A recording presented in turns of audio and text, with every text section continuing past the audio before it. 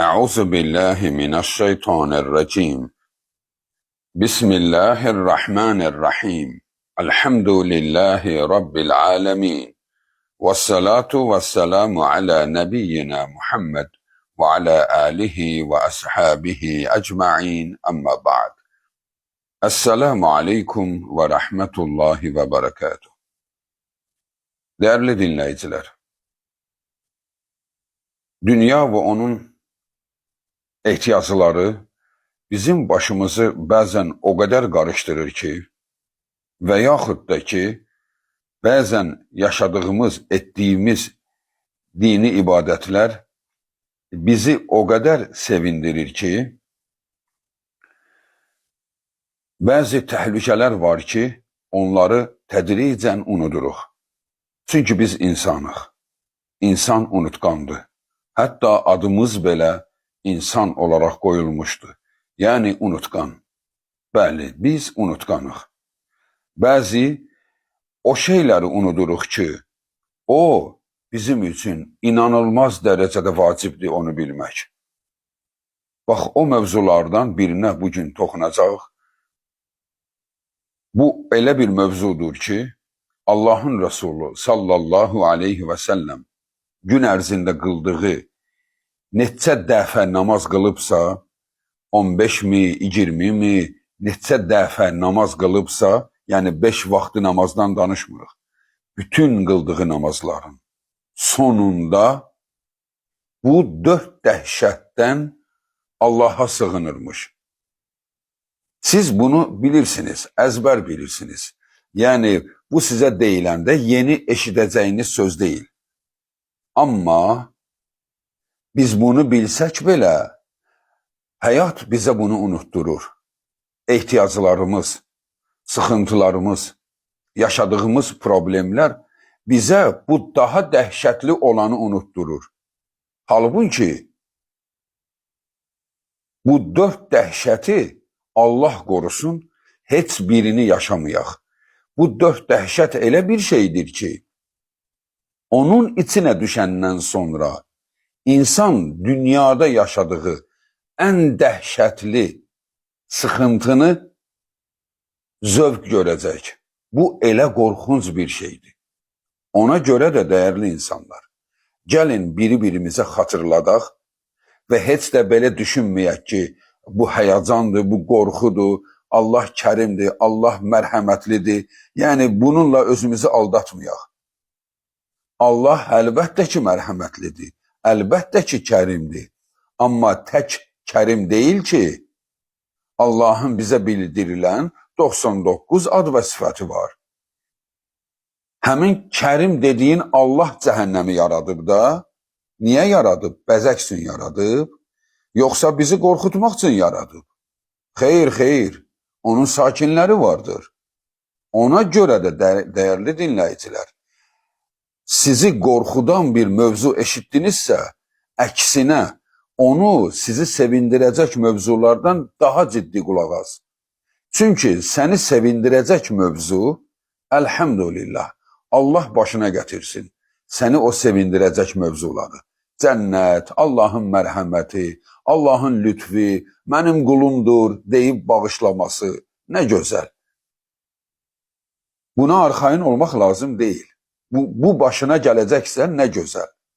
Amma bir fəlakət var ki, o başına gələndən sonra Allah'ın bütün o Rəhim adı, Gafur adı hamı kənarda qalacaq.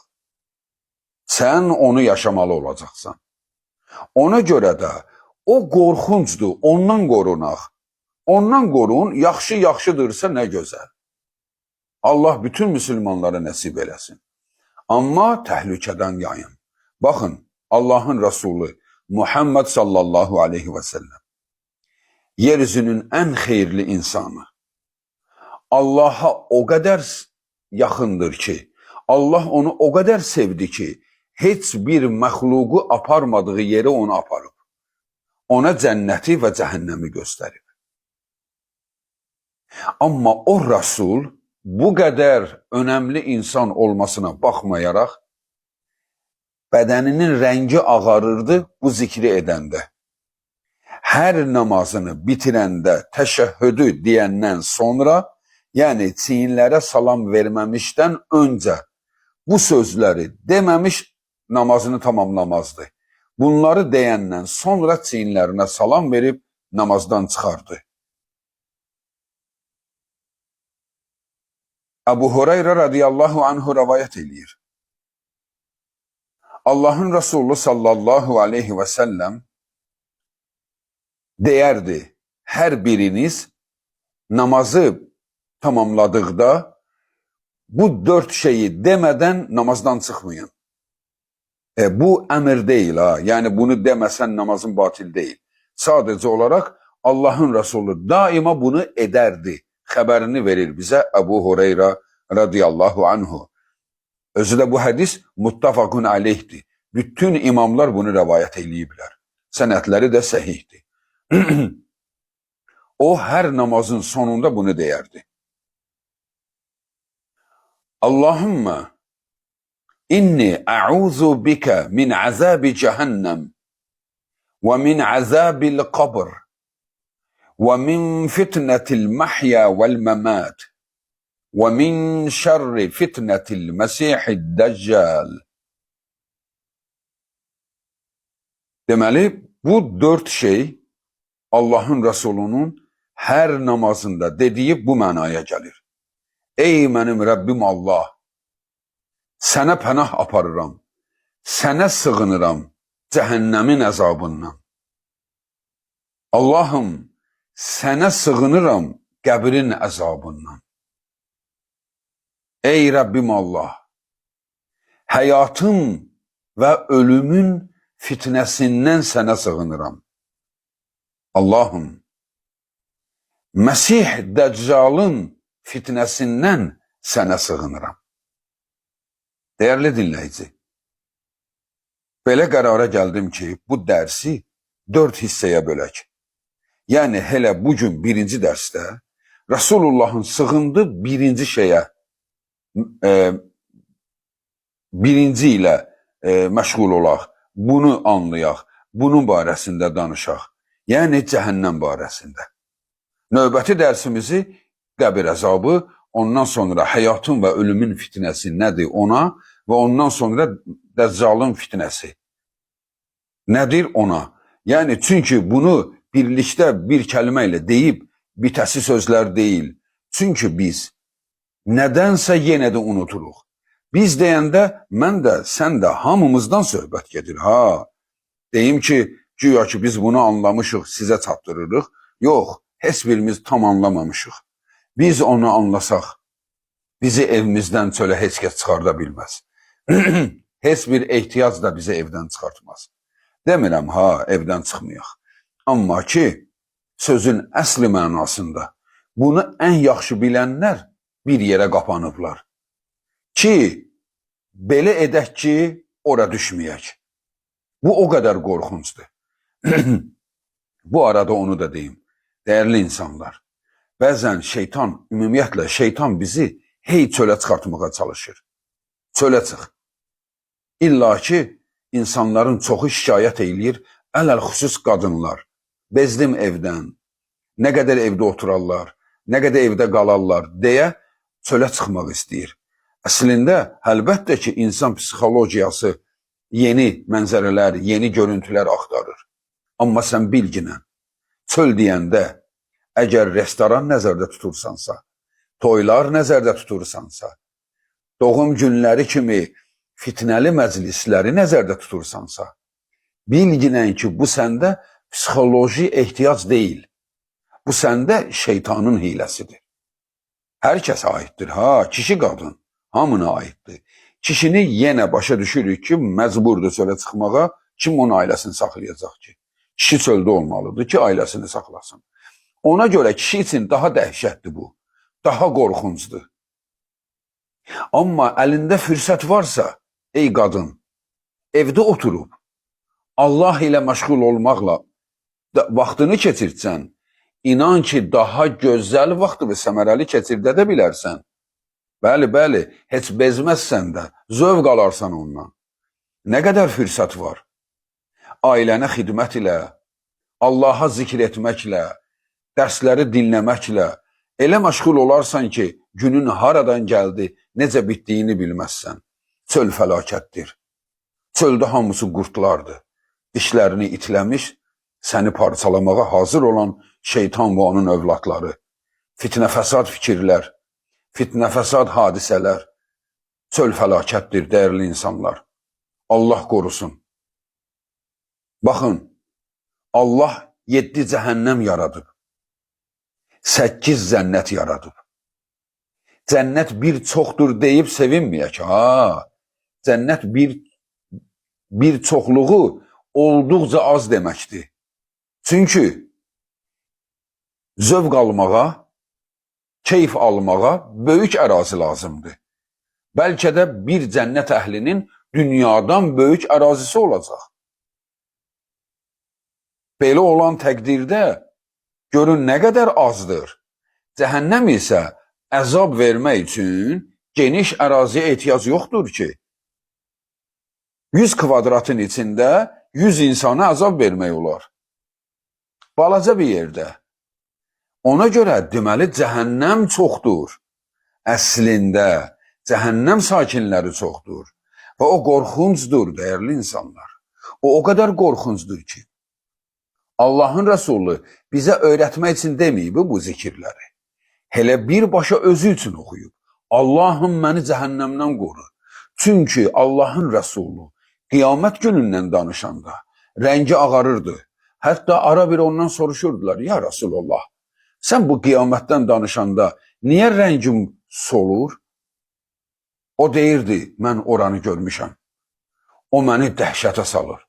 Hər xatırlayanda mən dəhşət bürüyür məni. Mən yenə ara bir gülürəm. Dişlərim görünür. İnanıram ki mən, əgər sizdən biriniz onu görsəydiniz, siz ağlamaqdan dayanmazdınız ki, birdən mən ora düşərəm. Ora dəhşətdir ey Allahın qulları. Allahın Rəsulü bu fəlakətdən bizə xəbər verib. O fəlakət də bizi gözləyir. Ehtimal var ki, biz ora düşək. Cənnətə düşmə ehtimalımız da var. Ora düşmə ehtimalımız da var. O bəzi nadan müsəlmanlar var. Ona deyəndə, niyə namaz qılmırsan? Deyir, namaz qılmayan kafir deyil ki. Yəni bu görüşü götürüb də, indi özü bilər, ola bilər o görüşü götürsün. Amma unutmasın ki, o biri görüş də var. Kafir deyən görüş də var.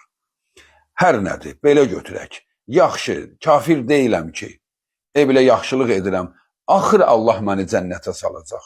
Ey nadan insan, axır Allah səni cənnətinə salacaq deyəndə, təki belə olsun, təki birbaşa cənnətə gedəsən. Amma sənin o cəhənnəm barəsində məlumatın var, yoxdur. Səndə olan məlumat unudulmuş bir xatirədir. Yoxdur səndə məlumat. Səndə o məlumat olsa, heç vaxt bu sözü sən cəhənnəmin kənarından keçməyə arzulamazsan. Gəl Allahın kitabı ilə baxaq, görək cəhənnəm nədir. Sən bu nə deyirsən? Əvvəl-axır çıxacaqdır oradan. Əvvəl-axır nədir? Sən bilirsən, cənnət əhli cənnətə girəndə varlılar görürlər ki, yoxsullar cənnətdədirlər. Deyirlər, siz haçan gəldiniz bura? Onlar deyir ki, biz yarım gündür buradayıq. Yarım gündür buradayıq. Allahın Resulü sallallahu aleyhi və səlləm bilir ki, səhabələr tam anlamadılar. Yarım gün elə başa düşdü ki, bunlardan biraz qabaq gəliblər. Resulullah deyir, cənnətin yarım günü bilirsiniz nə qədərdir? 500 il. 500 il. Yəni sən cənnətdə bir gün yaşayanda o dünyanın 1000 ilinə bərabərdir. Qur'an-ı Kərimdə 2 yerdə Allah buna toxunmuşdur. Mövzumuz o deyil yəni. Üzərində dayanmıram. Deməli, sən cəhənnəm dediyin yerdə 5 dəqiqə qalsan bu 70-80 il eləyir. Əgər belə götürsək. Sən anlayırsan nə danışdığını. Sənin həyatın heç 15-20 dəqiqə eləmir. Həmin ölçü ilə hesablayanda. Sən ömrünün saatına dözmürsən, səbr eləmirsən, haramı yeyirsən. Sən necə dözəcəksən orada bir ömür yanmağa?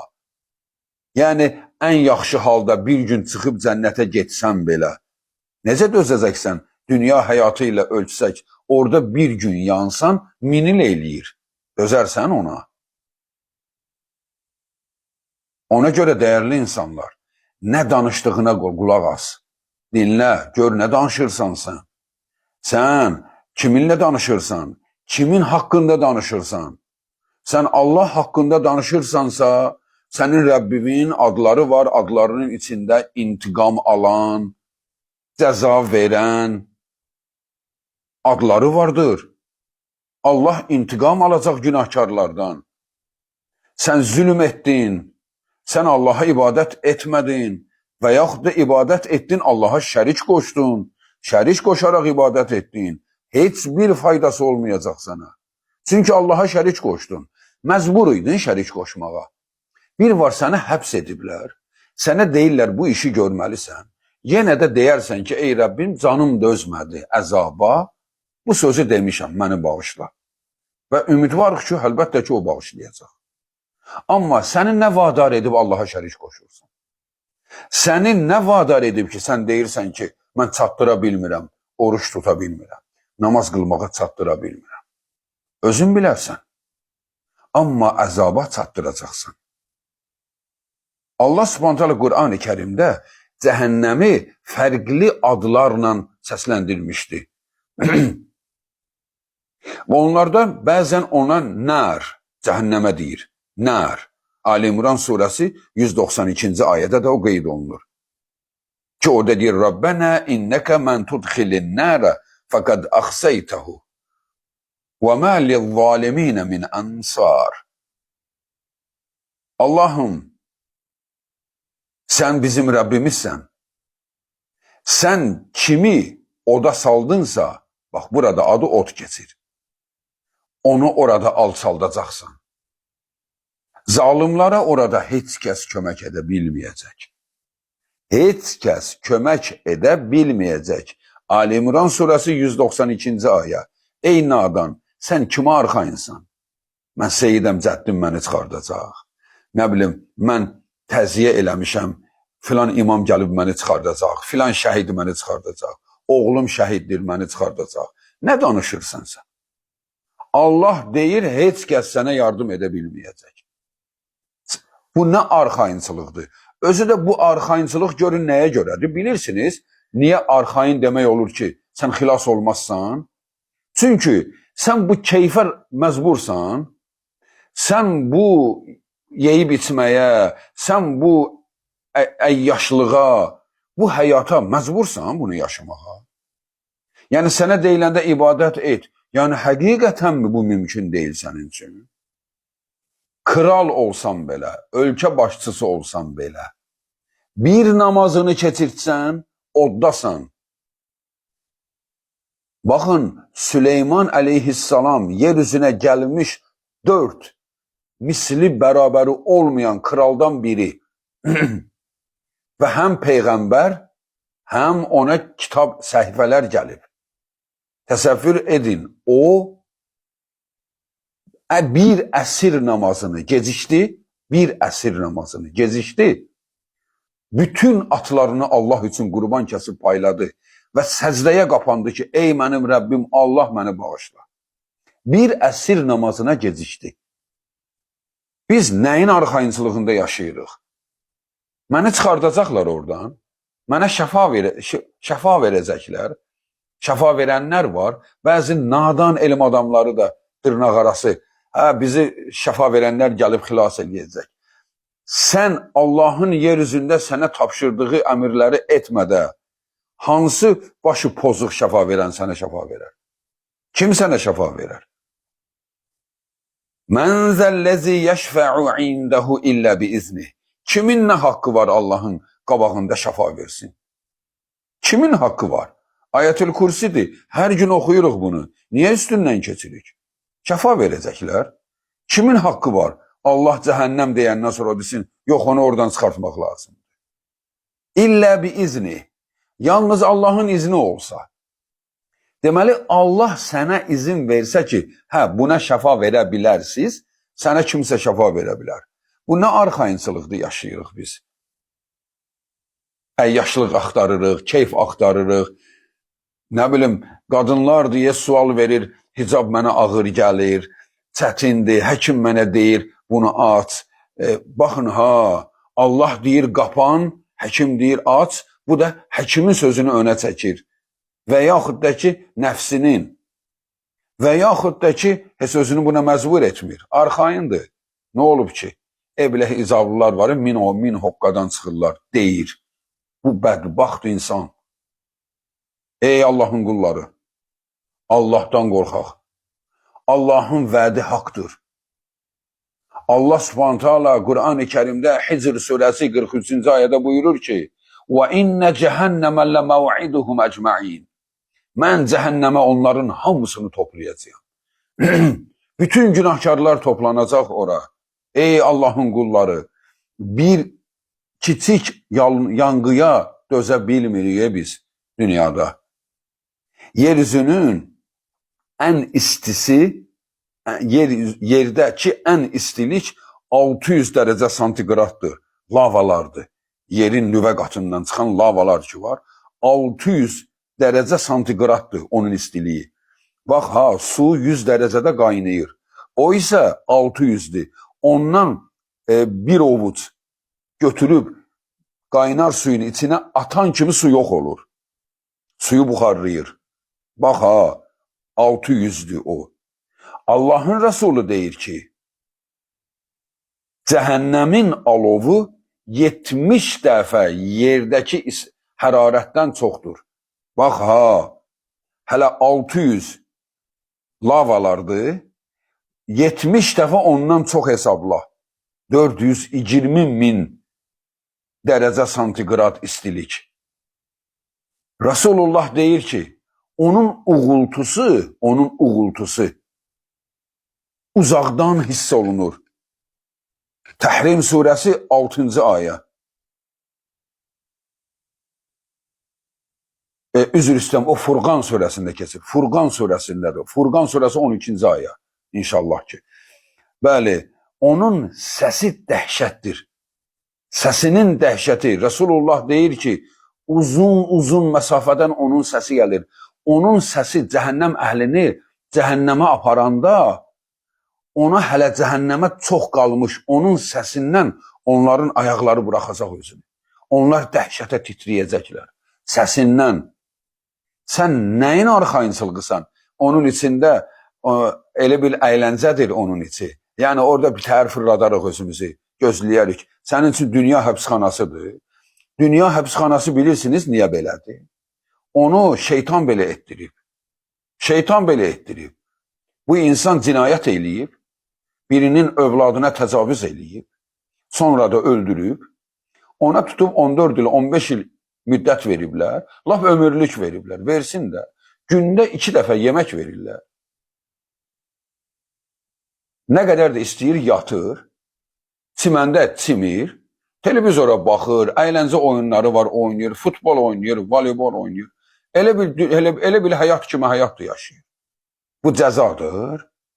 Bəs onun anası, onun atası, onun futbol oynadığı yerdə onu görsə, hansı fəlakəti yaşayacaq? Bu cəzadır, cəza deyil. Şeytan belə elətdirir ki, qoy, hər kəs öz həyatını yaşasın. Bəzi insanlar da mərhəmətli olub güya. Güya Allahdan mərhəmətlidir. Onu həmən valideynin gözünün qabağında öldürmək lazım idi, ölüm hökmünü qaldırtdırır. Niyə? Çünki öldürmə, qoy davam eləsin.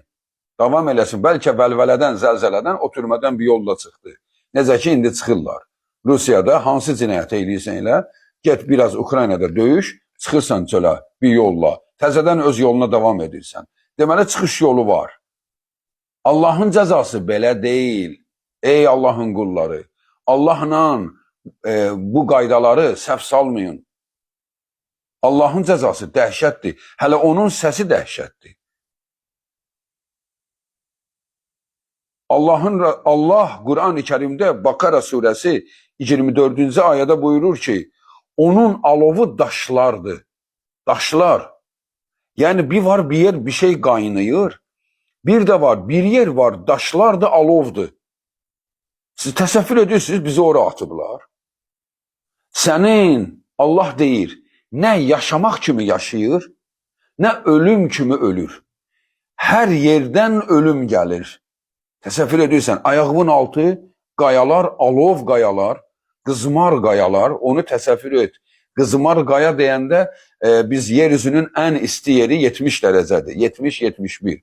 İndi bu illəri qeydə alındı 80 dərəcə ən isti bir yer. Yəni normalda 70-71 dərəcədir. Yerin ən isti yeri. Nə 70 dərəcə? 40 dərəcə istilik olan yerdə ayaqyalın gəzənlər onu görüblər. 40-45 dərəcədə ayağı yerə qoymaq olmur. 50 dərəcədə ayaq yapışır yerə. Həccə gedənlər, umrəyə gedənlər onu görürlər. Yay mövsümündə, yəni iyun ayında, orada avqust ayında orada olanlar onu bilirlər. Ayaq konkret yapışır yerə. Dəri qopur. Nədən? 45-50 dərəcə istidə. Bəs ora necə dözəcəksən? Alovdur, daşlar alovdur. Necə dözəcək biz ona? Bizdən nə tələb olundu buna qarşı? Bizə dedilər ki, kosmosu fəth edin. Bizə dedilər ki, dağları dağlar üzərində qoyun. Bizə nə dedilər ki? Bizə dedilər Allaha şərik qoşmayın. Zina etmə, şərab içmə, kreditə pul götürmə, səbir elə kasıbçılığa. Xəstəsən, səbir et, şükür et, döz. Nə dedilər bizə? Hamısı edə biləcəyimiz işlərdir. Özü də bunu məcbur qalanda elə məcburu da edirik. Kafir də bunu məcburu yaşayır. Kafir də xəstə olanda yaşayır da. Bunu yaşayacaqsan da nə olub sənə? Fəryad qopardırsan. Sənə deyilir namaz qıl. Sənə deyilir 24 saat namaz qıl.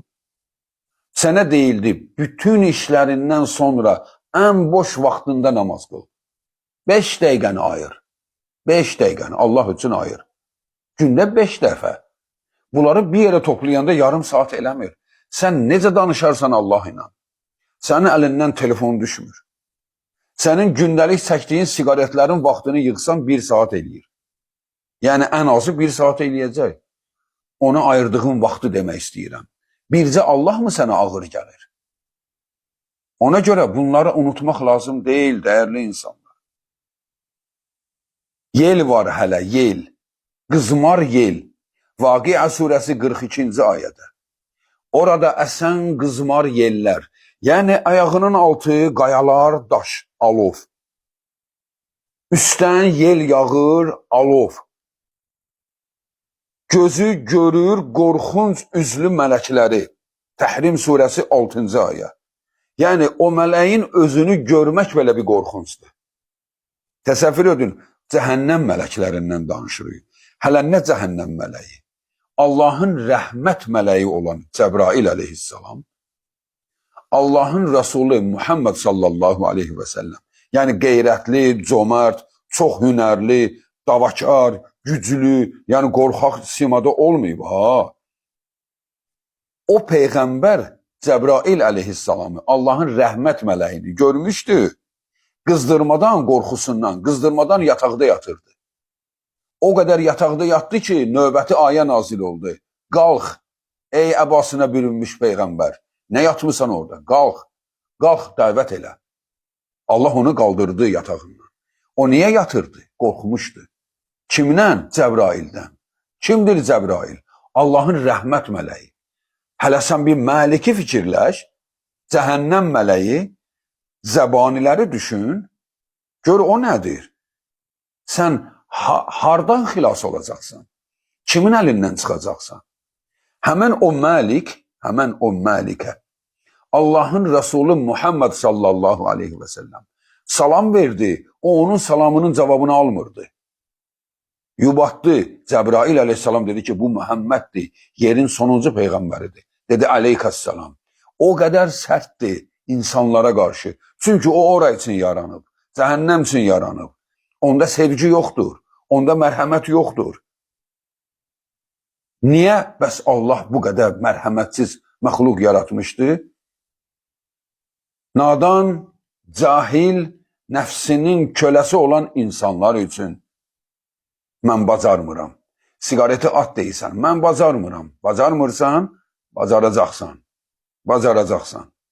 Sənə deyilir, zina etmə, deyirsən, özü mənə təklif etdi, pulum var, cavanam, qıvrağam, bəs bu gəncliyim filan, gəncliyin cəzasını çəkərsən.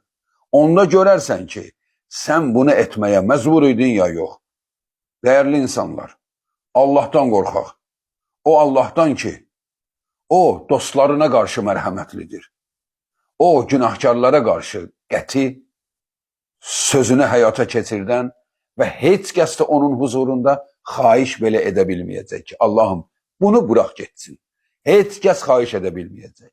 Bircə Allah deyəndən sonra ki, ey şəfa verənlər, bu cəhənnəmə girin, kimi istəyirsiniz çıxardın burada. Deməli Allahın icazə verdiyi adamları, bir yerə topladığı adamları şəfaat olunacaq. Allahın dostu olmadın, şəfaat yoxdur. Sən ibadət etmədin, oruç tutmadın, istədiyini etdin və sonra da deyirsən ki, Allahın dostuyam.